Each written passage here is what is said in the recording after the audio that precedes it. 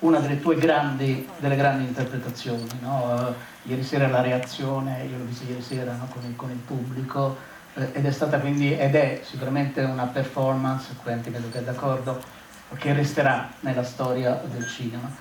La cosa interessante credo che sia che tu qui interpreti un attore al tramonto. Chissà quanti ne hai incontrati nella tua esperienza di attori. Tu sei uno degli attori fondamentali in questo momento ad Hollywood, non solo ad Hollywood, e a questo personaggio tu regali la debolezza, la commozione, l'insicurezza.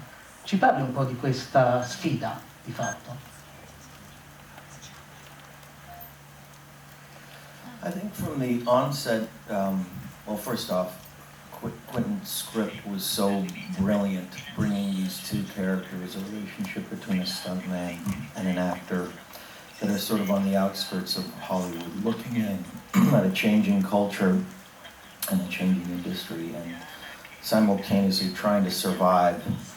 But what was so interesting about his approach was that it's a slice of life. It's a couple days. And I think a lot of the original conversations that Quentin and I had was, how do we portray, the soul of a character within a matter of days? And a lot of that had to do with my character working on a TV show that he didn't necessarily want to be working on, feeling like he's the heavy, the sort of punching bag to a new generation of actors, while he's been sort of left behind. And so our creative process was in figuring out those moments, those details that would really, give the audience the sort of pathos of who this man was. And that resulted in a lot of the stuff with the messing up of the lines, the freak out in the trailer, and this sort of whole idea that he, the character might be bipolar, and he's dealing with the anxiety of the fact that, he is mortal, and the culture is moving on, and the industry is moving on despite him. Posso chiederti che effetto ti ha fatto stare dentro dei telefilm, dentro dei modelli di racconto cinematografico che non si fanno più, no? Al di là, immagino, del divertimento e anche forse delle difficoltà, se ci sono state, no? Perché finire dentro la serie FBI o dentro La Grande Fuga, sto dicendo i titoli in italiano, deve essere stata un'esperienza singolare per un attore, no? Well, I definitely had seen The Great Escape, but one of the privileges of being an actor is being exposed to not only time periods, but subject matters that aren't necessarily in your wheelhouse.